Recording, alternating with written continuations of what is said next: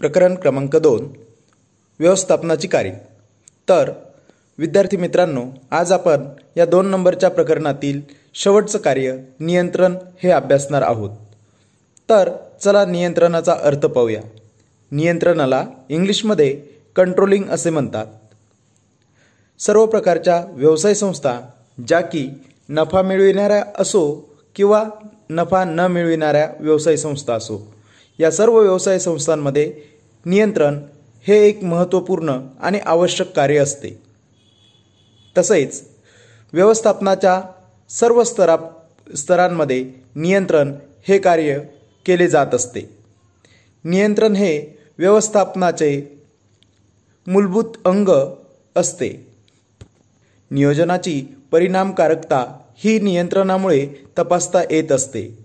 त्यामुळे नियोजन आणि नियंत्रण हे व्यवस्थापनाच्या चक्रातील महत्त्वपूर्ण घटक किंवा भाग आहेत।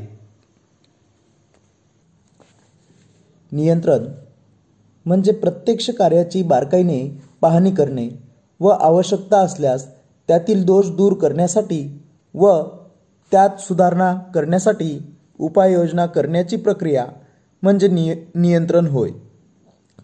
नियंत्रण हे व्यवस्थापन कार्य म्हणजे अपेक्षित फलितांचे प्रमाण ठरविते, साध्य केलेल्या फलितांचे मोजमाप करणे, अपेक्षित फलिते आणि साध्य केलेले फलिते यामध्ये तुलना व पडताळणी करून त्यांच्यामधील विचलन शोधून काढणे, तसेच विचलनास जबाबदार असलेली कारणे शोधणे आणि ती नष्ट करण्यासाठी, म्हणजेच जी कारणे जबाबदार आहेत ती कारणे नष्ट करण्यासाठी त्यावर उपाययोजना सुचविणे इत्यादी कार्य नियंत्रणात पार पाडली जात असतात। म्हणून आपल्याला इथे एक चार्ट दिलेला आहे। त्यामध्ये मानकामध्ये आपल्याला प्रत्यक्ष कामगिरीचे मोजमाप करता येते असते आणि त्या प्रत्यक्ष कामगिरीची आपल्याला तुलना हे विचलनावरनं कळत असते। त्यानंतर आपल्याला खाली दिसते चुका सुधारणे। चुका सुधारल्यामुळे आपले फलित किंवा मानक हे परिणामकारक होत असते आणि पुढे तुम्हाला बाण दाखवून दिसते विचलनाचे कारण शोधणे। नियंत्रणामुळे दुरुस्तीकारक उपाय शोधले जातात व त्यामुळे वापरावयाचे भविष्यामध्ये चुकांची पुनरावृत्ती टाळता येते। विद्यार्थी मित्रांनो, आता आपण अभ्यासूया व्याख्या। पहिली व्याख्या कोंटज आणि ओडोनेल यांनी दिलेली आहे।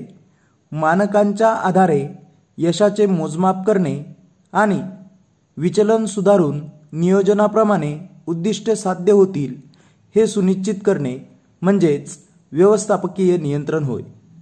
तर दुसरी एक व्याख्या डेल हेनिंग यांनी दिलेली आहे। नियंत्रण ही एक अशी प्रक्रिया आहे ज्यात नियोजनबद्ध कृतीतून कार्यपूर्ती करण्याचा प्रयत्न केला जातो। तर तिसरी एक व्याख्या फिलिप कोटलर यांनी दिलेली आहे। प्रत्यक्ष परिणाम आणि अपेक्षित परिणाम हे जास्तीत जास्त जवळ आणण्यासाठी केलेल्या प्रयत्नांच्या प्रक्रियेलाच नियंत्रण असे म्हणतात। थोडक्यात आपल्याला या तिन्ही व्याख्यांवरून असे म्हणता येईल की नियंत्रण म्हणजे उद्योगाची उद्दिष्टे आणि ती मिळविण्याकरिता तयार केलेल्या योजनांची पूर्तता झाली आहे किंवा नाही याचे क्रमाने खात्री करण्यासाठी केलेली कामगिरी म्हणजेच नियंत्रण असे आपल्याला सोप्या शब्दात सांगता येईल। तर चला आता बघूया आपण नियंत्रणाचे महत्त्व। पहिलं, संघटनात्मक ध्येय पूर्ण करणे। संघटनात्मक उद्दिष्टे साध्य करण्याकरिता व विविध कार्य करण्यासाठी संघटनेमध्ये योजना तयार केल्या जातात। योजनांनुसार संघटनेतील कार्यांची अंमलबजावणी होत आहे किंवा नाही याची नियंत्रणाद्वारे खात्री करता येते। समजा प्रत्यक्ष कार्य आणि योजना यामध्ये विचलन आढळते तर वेळेवर उपाययोजना करून कार्य नियोजनाच्या पूर्वपदावर आणता येतात। सर्व कार्य योजनांप्रमाणे यशस्वीरित्या राबविली गेली तर पूर्वनिर्धारित संघटनांची उद्दिष्टे साध्य करणे शक्य होते. दुसरं म्हटलंय संसाधनांचा कार्यक्षम वापर. व्यवसाय संस्थेमध्ये उपलब्ध असलेल्या संसाधनांचा आणि इतर स्रोतांचा वापर हा कार्यक्षम पद्धतीने करणे हे केवळ नियंत्रणामुळे शक्य होत असते. विविध नियंत्रण तंत्रांचा वापर करून व्यवस्थापक मानवी, भौतिक आणि आर्थिक संपत्तीच्या वापरावर बारीक लक्ष ठेवतात. ते साधनसंपत्तीचा गैरवापर व अपव्यय रोखण्याचा प्रयत्न करतात आणि त्याचा योग्य प्रकारे वापर होत असल्याची खात्री करतात. तिसरं महत्त्व सांगितलं आहे मानकांची अचूकता. मानक म्हणजे प्रमाण. तर योग्य व कार्यक्षम नियंत्रण व्यवस्था निश्चित केलेली प्रमाणके अचूक आहेत की नाहीत हे तपासण्यास व्यवस्थापकाला मदत करते. ही व्यवस्था संघटनेत होणाऱ्या बदलांचा सावधानतेने वापर किंवा तपास करते. अशा प्रकारच्या बदलांचा विचार करून प्रमाणकांमध्ये त्या बदलानुसार बदल करण्यास मदत होते. चौथं महत्त्व सांगितलंय कर्मचाऱ्यांना प्रोत्साहन देणे. चांगली नियंत्रण व्यवस्था कार्यक्षम आणि अकार्यक्षम कर्मचाऱ्यांना शोधून काढते. व्यवस्थापन अकार्यक्षम कर्मचाऱ्यांना प्रशिक्षण देऊन त्यांच्यातील जी कमतरता असते ती दूर करण्याचा प्रयत्न करते. कार्यक्षम कर्मचाऱ्यांना आर्थिक मोबदला देऊन गौरवण्यात येते. आर्थिक मोबदल्यामुळे अथवा प्रोत्साहनामुळे पुढील कार्य करण्यासाठी कर्मचारी अभिप्रेरित होतात. विचलने अपूर्ण अभिप्रेरणांमुळे आहेत असे जर नियंत्रणास आढळले तर नियंत्रण अभिप्रेरणात्मक उपाययोजना सुचविते. त्यानंतर आपल्याला पाचवं सुसूत्रता व शिस्तीची हमी. या महत्त्वानुसार नियंत्रण संघटनेमध्ये सुसूत्रता आणि शिस्तीची हमी देत असते. कार्यक्षम आणि उत्तम नियंत्रण व्यवस्था व्यवसाय संघटनेत आज्ञा आणि अनुशासन प्रस्थापित करते. तसेच ती व्यवस्था कर्मचाऱ्यांमधील वाईट व अनावश्यक वागणूक टाळण्यास व कमी करण्यास मदत करते. या व्यवस्थेअंतर्गत संबंधित व्यवस्थापकांकडून विभागीय अधिकाऱ्यांकडून नियमित तपासणी केली जाते व निश्चित केलेल्या ध्येयामध्ये कोणताही कमतरता असल्यास ते टाळण्यासाठी प्रतिबंधात्मक उपाययोजना केल्या जात असतात. म्हणून व्यवसाय संस्थेमध्ये सुसूत्रता आणि शिस्त असणे हे महत्त्वाचे असते आणि हे नियंत्रणामुळे शक्य होत असते. सहा नंबरचं आपल्याला महत्त्व सांगितले समन्वयाची सुविधा. कोणत्याही व्यवसाय संघटनेमध्ये किंवा व्यवसायामध्ये अपेक्षित फलिते ही व्यक्ती किंवा व्यक्तिसमूहाकडून आणि विभागीय प्रयत्नांवर अवलंबून असतात. योग्य सहकार्य, एकात्मीकरण आणि समन्वय अशा प्रयत्नांसाठी आवश्यक असतात. नियंत्रणामुळे समन्वयाचा अभाव असणाऱ्या जागा उघडकीस येतात. यामुळे व्यवस्थापन वेळेवर उपाययोजना अथवा कृती करू शकते. प्रत्येक व्यवस्थापक अथवा वरिष्ठ आपल्या हाताखालील काम करणाऱ्या कर्मचाऱ्यांच्या कामावर नियंत्रणाच्या प्रक्रियेद्वारे समन्वय साधतो. त्यानंतर आपल्याला 7 मानसिक दबाव.